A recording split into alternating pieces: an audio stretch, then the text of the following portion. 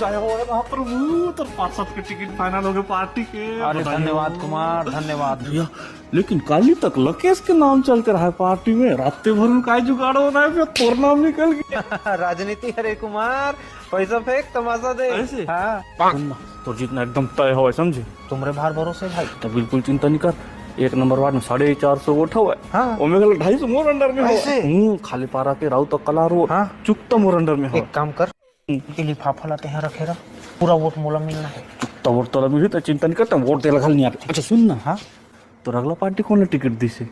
चंदन के नाम तो है। चंदन के नाम? हाँ। हाले अच्छा सुन ना चंदन भैया, 1 नंबर वार्ड से नहीं तो जीतना एकदम तय हुआ है।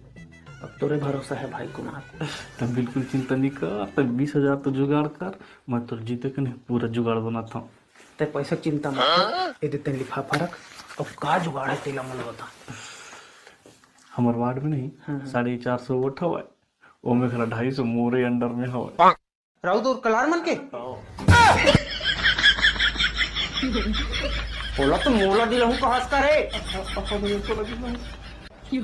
मोला काल देवा बे, तो लगा भैया वोट मला काय खापा करके देवा बे।